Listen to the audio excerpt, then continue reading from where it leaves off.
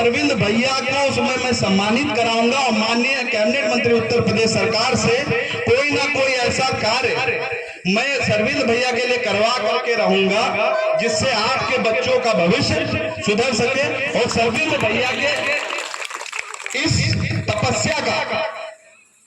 तपस्या में हम कुछ भागीदारी बन सके। जो शिक्षा दान की, आप सभी से ज्यादा बड़ी बातें नहीं करना चाहता हूं। आप सभी की जो भी छोटी बड़ी समस्याएं हो, जो भी थाना पुलिस दरोगा जो भी हो समस्याएं, अगर मुझसे जो हो सकेगा जाए वह मैं उसमें आपकी मदद मैं सर्वप्रथम करूं, सबसे ज्यादा करूंगा और जितना मेरी क्षमता से हो सकेगा उतना मैं करने की क्षमता रखता हूं, मैं करूंगा, बखूबी करूंगा। वर्तमान पहले समय में मैं यह सक्षम नहीं था, लेकिन वर्तमान समय में मैं सक्षम हूं। मैं वर्तमान समय में प्रदेश संगठन युवा मोर्चा सुहेलदेव भारतीय समाज पार्टी में कार्यरत हूं, जिसके राष्ट्रीय अध्यक्ष है आदरणीय कैबिनेट मंत्री पंचायती राज, अल्पसंख्यक कल्याण एवं वक्फ बोर्ड मिनिस्टर है, जो वर्तमान उत्तर प्रदेश सरकार में आपके ही गांव घर ग्रामीण समस्याओं को सुनने वाले उनके आका हैं। जितने भी इस निष्ठावान कार्यक्रम को मजबूत करके हर वर्ष हर प्रतिवर्ष मनाएंगे। हमारे बीच राजीव भाई हैं जो पूर्व जिला पंचायत प्रत्याशी भी रहे हैं और चाचा के लड़के भी हैं, बहुत शानदार शख्स हैं और इन्होंने युवा है, नौजवान है। आप सभी से निवेदन है, आप सभी के ग्राम सभा में जो भी शौचालय के डॉक्यूमेंट्स हो और जो है जो सड़कें ना बनी हो, भाई को डॉक्यूमेंट दीजिए, ये आप बनवाएंगे। ओम प्रकाश राजभर जी के चाचा की पार्टी के नेता हैं, सुबसपा के हमारे भाई, इसीलिए हम अपने बीच जिला पंचायत प्रत्याशी भाई राजू हरवंशी जी को आमंत्रित करते हैं, अपने दो शब्द कहें। राजू भाई आइए।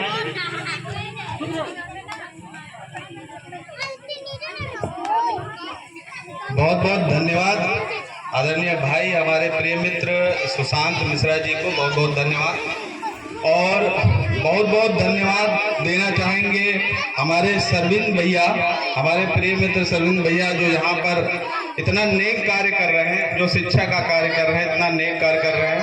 उनको मैं बारंबार दंडवत प्रणाम करना चाहूँगा, क्योंकि कुछ भी कहने से पहले सर्वप्रथम समता, स्वतंत्रता, बंधुत्व और न्याय का मैसेज देने वाले डॉक्टर भीमराव अंबेडकर जी को चरणों में नमन वंदन करना चाहूंगा।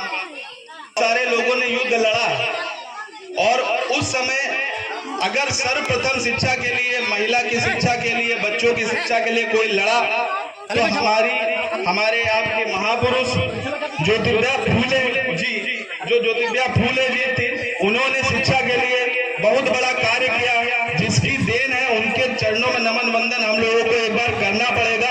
उसी की देन है कि आज हमारे आपके बच्चे, हमारे आपकी बहन बेटी और माताओं बहनों को शिक्षा का अधिकार मिला और आज शिक्षित होकर के समाज में अग्रणी श्रेणी में और कई सारे स्थलों पर विस्थापित हो पाए हैं। और यहाँ पर बहुत सारे बच्चे बैठे हुए हैं, बहुत सारे बच्चे बैठे हुए हैं, ये कल का भविष्य है। कल इन्हीं में से हो ना हो, अगर सरविंद भैया जो सपना लेकर के चल रहे हैं, सरविंद भैया जो कार्य कर रहे हैं, इस कार्य में आपने, आपके समाज ने और सर्वप्रथम आपके गांव के लोगों ने, क्योंकि भैया यहाँ पर हम लोग बाद में आएंगे, बहुत देर लगेगी हम लोगों को आने में, यहाँ पर रहने वाले आप हैं। बहुत से लोग सरविंद भैया पर हंसते होंगे, सरविंद भैया जब ये कार्य करने की कोशिश करते होंगे तो उन पर हंसते होंगे। देखिए इतिहास गवाह है, जो समाज में बदलाव के लिए लड़ता है, समाज में कुछ अलग करने के लिए लड़ता है, समाज उस पर पहले, सबसे पहले उसका करीबी व्यक्ति ही उस पर हंसता है कि नहीं ऐसा? क्या डॉक्टर भीमराव अंबेडकर जी ने जब हमारे दलित, अल्पसंख्यक और पिछड़े पिछाड़ों के लिए लड़ना शुरू किया होगा तो उनका विरोध करने वाला व्यक्ति कौन था? हमारे आपके ही बीच का व्यक्ति था। सबसे पहले उनका विरोध किसने किया? हमारे आपके बीच के ही व्यक्ति ने किया। जब हमारी महापुरुष आदरणीय ज्योतिबा फूले जी ने पति पत्नी के रूप में अपना गृह को त्याग करके गृह में ही बच्चों की शिक्षा, नारी की शिक्षा के लिए लड़ना शुरू किया, तो समाज के ही लोगों ने सबसे पहले उनके घर के ही लोगों ने, उनके बिरादरी के ही लोगों ने उनका विरोध किया और कहा तुम अछूतों को पढ़ाने के लिए लड़ रहे हो, तुम उन लोगों को, इन औरतों के सर से पर्दा उठाने के लिए लड़ रहे हो, कल ये हमारे सर पर बैठ जाएंगे। और ये कौन लोग थे? जो गुलामी मानसिकता के लोग थे, जो चाहते थे कि दलित अल्पसंख्यक भाई माताएं बहनें जीवन पर्यंत सिर्फ चूल्हा चौका करती रहे। उनके मन में यह था कि ये सिर्फ चूल्हा चौका करे, आगे अग्रणी भावना में ना रह करके पुरुषों के संग कंधे से कंधा मिला करके ना चल पाए। और वो उन कुरीतियों का हवाला देते रहे कि ये अगर पढ़ लिख जाएंगी तो हम लोगों का क्या होगा। लेकिन क्या आज बहनें हमारी पढ़ लिख करके लड़कों से ज्यादा आगे जा रही हैं कि नहीं जा रही? आपके यहाँ 2 बच्चे होंगे, 3 बच्चे होंगे, उनमें से आप देखेंगे कि आपका लड़का जो होगा, बड़ा बेटा होगा, छोटा बेटा होगा, जितना पढ़ाई में दिमाग नहीं लगाता होगा, उससे ज्यादा हमारी बच्ची दिमाग लगाती होगी।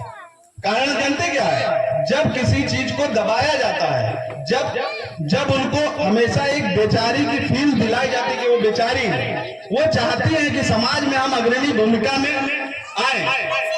लेकिन उसके लिए हम और समाज के बंधु, हम और आप, माताएं बहनें, जो हम लोग माता पिता हैं, हमारे बुजुर्ग हैं, भाई हैं, इन लोगों को आगे आना पड़ेगा और इन लोगों को ज्यादा से ज्यादा महिला शिक्षा और बच्चों के शिक्षा पर जोर देना पड़ेगा। क्योंकि डॉक्टर भीमराव अम्बेडकर कहते हैं कि शिक्षा वह श्रेणी का दूध है, जो भी इस दूध को पिएगा वो दहाड़ेगा, वो सवाल पूछेगा, वो जनता, सरकार, सत्ता, नेता और अधिकारियों से सवाल पूछेगा। शिक्षा सवाल को जन्म देती है।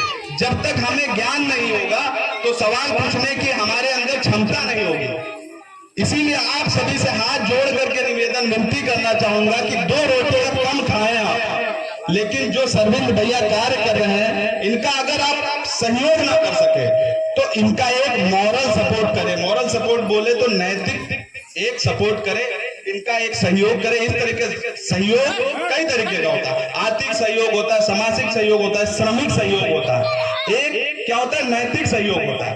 कि इनको ये आना लगे, सरविंद भैया को ये आना लगे कि मैं जो कार्य कर रहा हूं कि मैं गलत उंगली उठा रहे हैं, वही हमें नीचा दिखाने कोशिश करें। तो इनका मॉरल ना डाउन हो। ये जो कार्य कर रहे हैं हमारे आपके, हम लोग स्वस्थ शरीर वाले हैं, जो कार्य हम आप नहीं कर पा रहे हैं वह यह करने की कोशिश कर रहे हैं। तो हमारा आपका कर्तव्य और दायित्व बनता है कि यह करना चाहिए। और बाकी मैं अपने बारे में ज्यादा जानकारी नहीं दूंगा, आप सभी बहुत लोग जानते हो, बहुत लोगों से लगभग 10 साल प्रधान रहे, ग्राम प्रधान आपके एरा काकीमऊ ग्राम पंचायत के, आपके जिला पंचायत क्षेत्र में मैं अनवरत लड़ता रहा हूं और बखूबी लड़ा हूं, हर क्षेत्र में काम किया है। और दूसरी चीज ये मैं कहना चाहूंगी कि वर्तमान, पहले समय में मैं यह सक्षम नहीं था, लेकिन वर्तमान समय में मैं सक्षम हूं। मैं वर्तमान समय में प्रदेश संगठन युवा मोर्चा सुहेलदेव भारतीय समाज पार्टी में कार्यरत हूं, जिसके राष्ट्रीय अध्यक्ष है आदरणीय कैबिनेट मंत्री पंचायती राज, अल्पसंख्यक कल्याण एवं वक्फ बोर्ड मिनिस्टर है, जो वर्तमान उत्तर प्रदेश सरकार में आपके ही गांव घर ग्रामीण समस्याओं को सुनने वाले उनके आका हैं। जितने भी पंच प्रधान, बीडीसी, सेक्रेटरी और आपके क्या बोलते हैं जिला पंचायत अध्यक्ष तक सब उनके अंडर में आते हैं। तो मैं आप सभी से ज्यादा बड़ी बातें नहीं करना चाहता हूं। आप सभी की जो भी छोटी बड़ी समस्याएं हो, जो भी थाना पुलिस दरोगा जो भी हो समस्याएं, अगर मुझसे जो हो सकेगा जाए वह मैं उसमें आपकी मदद मैं सर्वप्रथम करूं, सबसे ज्यादा करूंगा। और जितना मेरी क्षमता से हो सकेगा उतना मैं करने की क्षमता रखता हूं, मैं करूंगा, बखूबी करूंगा। दूसरी चीज, आपके क्षेत्र में बहुत सारे, आपके गांव में, आपके क्षेत्र में ऐसे लोग होंगे जिनको शौचालय का लाभ अभी नहीं मिला होगा, क्योंकि इससे पहले स्वच्छ भारत मिशन के तहत उत्तर प्रदेश सरकार और भारत सरकार ने बहुत सारा कार्य किया है, लेकिन तब भी फिर भी बहुत सारे शौचालय, बहुत सारे आवास रह गए हैं, क्योंकि सरकार और जनता 25 से 30 करोड़ की जनता है, हर एक को एक बार में लाभ पहुंचा पाना बहुत ही कठिन है। तो इसलिए मैं आप सभी से हाथ जोड़ के निवेदन करना चाहूंगा कि आपके जो भी बंधु हैं, पढ़े लिखे हैं, जो भी है, जिनकी शादी हो चुकी, जिनका परिवार का हो चुका है, तो ऑनलाइन होता है। स्वच्छ भारत मिशन की वेबसाइट पे आप जाएंगे, जनसेवा केंद्र जनसेवा केंद्र होगा, जनसेवा केंद्र में जाकर के उसको ऑनलाइन कराने के बाद, ये बहुती में रहते हमारे आनंद मौर्य जी हैं, इनको या सुशांत भैया को या हमारा कांटेक्ट नंबर ले लिए या हमें आप प्रोवाइड करा देंगे तो उसको हम 1 से 2 महीने के अंदर, 15 दिन के अंदर वो आपको दिलाने की कोशिश हम करेंगे। हम गारंटी नहीं लेते, लेकिन कोशिश करेंगे तो हो सकता हो भी जाए। लेकिन इस चीज की गारंटी है, जिस अधिकारी से मैं कहूंगा वो मना नहीं कर पाएगा। दूसरी चीज है, आने वाले समय में बहुत सारे पंच प्रधान हैं, जो भी है आवास की चीजें आएंगी, जो भी आएंगी, हमसे जितना सहयोग हो सकेगा वो करने की कोशिश करूंगा। और सबसे बड़ी चीज क्या है, मैं माननी जी का एक प्रोग्राम आपके गांव में भी रखूंगा आने वाले समय में, बरसात के बाद, सरविंद भैया के नेतृत्व में, और सरविंद भैया को उसमें मैं सम्मानित कराऊंगा। और माननीय कैबिनेट मंत्री उत्तर प्रदेश सरकार से कोई ना कोई ऐसा कार्य मैं सरविंद भैया के लिए करवा करके रहूंगा, जिससे आपके बच्चों का भविष्य सुधर सके। और सरविंद भैया के इस तपस्या में हम कुछ भागीदारी बन सके। जो शिक्षा दान की तपस्या सरविंद भैया कर रहे हैं, बहुत बड़ा कार्य कर रहे हैं, बहुत बड़ा कार्य कर रहे हैं। क्योंकि भैया शिक्षित होने के बाद कितने परिवारों को क्या क्या लाभ मिल जाएगा, वह हम एक समय में यहाँ पर खड़े होकर के नहीं बता सकते। आज अगर मैं यहाँ खड़े होकर के बोल रहा हूँ तो हमारे माँ बाप ने शिक्षित किया, हमारे माँ बाप ने हमें पढ़ाया है, मैं यहाँ पर आप सभी के समक्ष बोल पा रहा हूँ।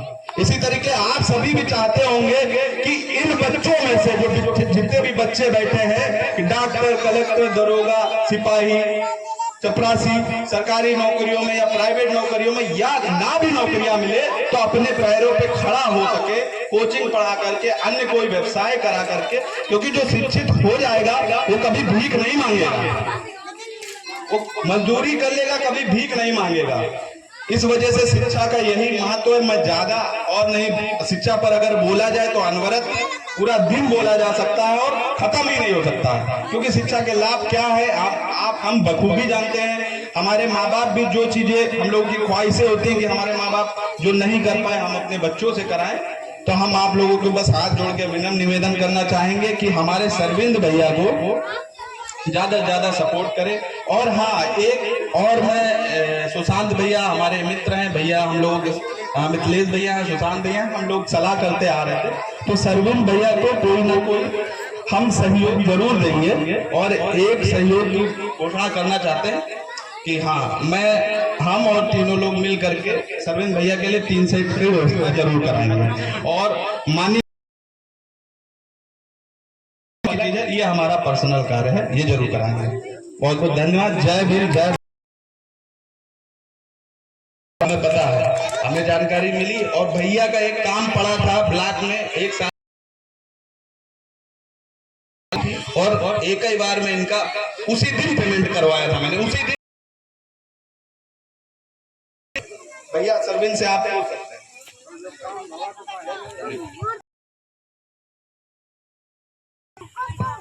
भाई का